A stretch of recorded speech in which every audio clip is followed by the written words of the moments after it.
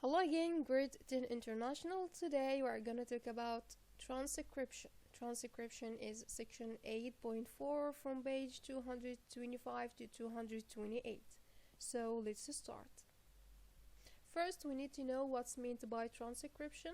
Transcription converts a gene from DNA into a single-stranded RNA molecule. What?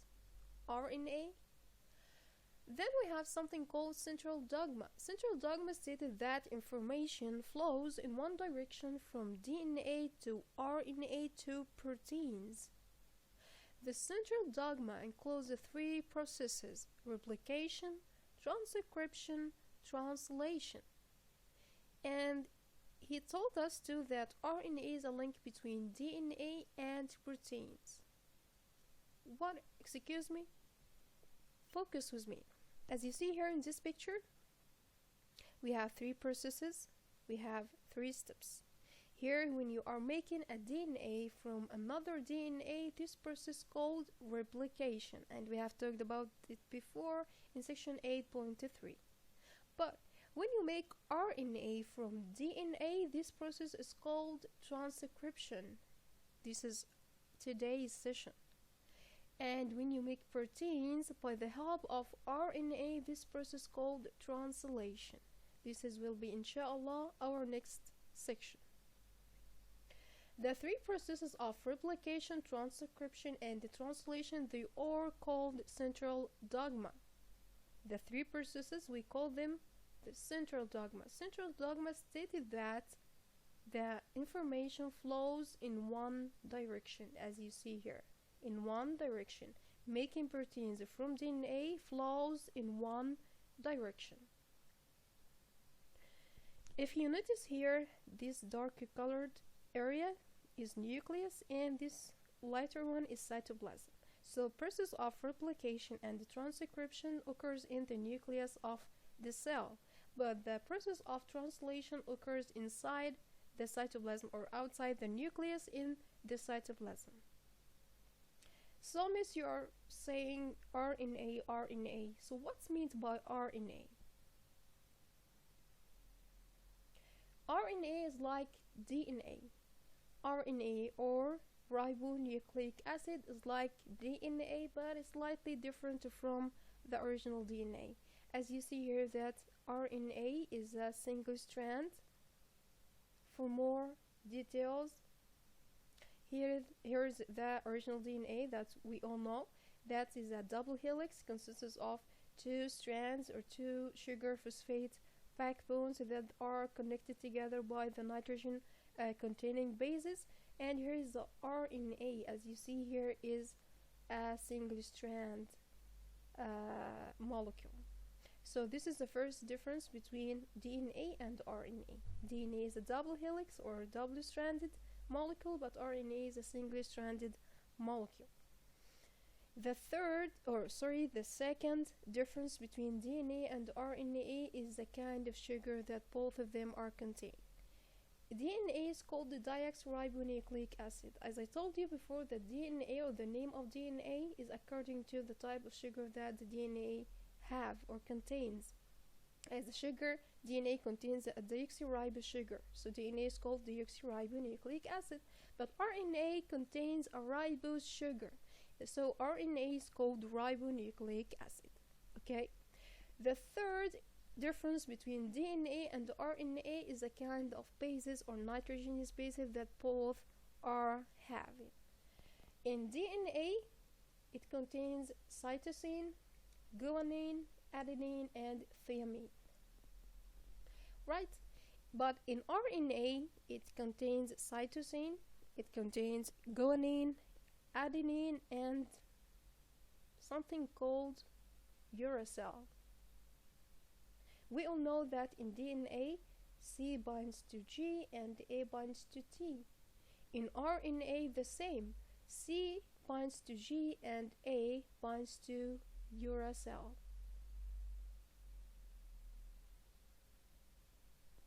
We need to know also about RNA that it consists of three types. These three types are: first, messenger RNA or mRNA. The second type is called ribosomal RNA or rRNA. The third type is called transfer RNA or tRNA. This all three types we will talk about them later in translation section, inshallah.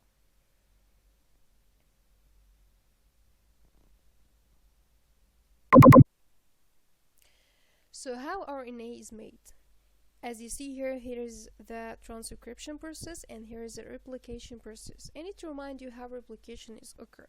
We have here the unzipped double helix and we have here two separated strands. Each strand act as a template to make the complementary strand and so on. So this is template and this a template and this is a template and this yellow one is a template. And DNA polymerases started to make the complementary strand in each template strand. Replication is slightly similar to transcription. As you see here, this is the double helix DNA. Some enzymes start to unwind the double helix in specific places, and RNA polymerases enzymes start to make the new RNA in a specific direction. After RNA is finished, the double helix or the unwinded double helix back again to its double helix shape. In more details, RNA transcription occurs in three main steps.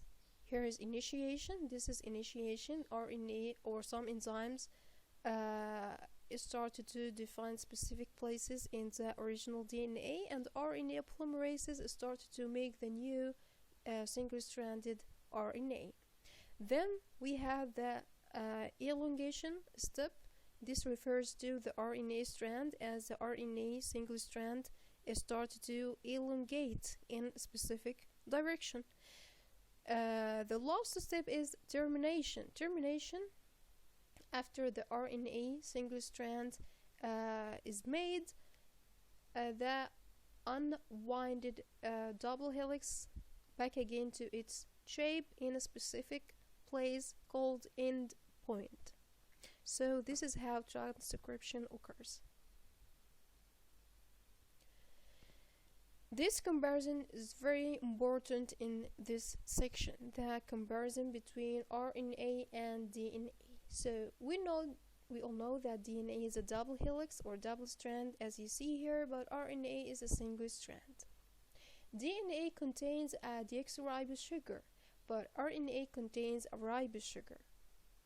DNA contains the nitrogenous bases C, G, A, and T, but RNA contains the nitrogen bases C, G, A, and uracil. And this is the shape of the both or each sugar of RNA and DNA. Another comparison, this is very important too, between replication and the transcription. Replication and the transcription. In replication, new DNA is formed, but in transcription, new RNA is formed. In replication occurs only once during each round of the cell cycle. If you have only one cell cycle, then you have only one copy of new DNA. Only one replication occurs in only one cell cycle. But in transcription is slightly different, as it occurs repeatedly throughout the cell cycle. Only one cell cycle can contain hundreds of transcription processes to make new RNA.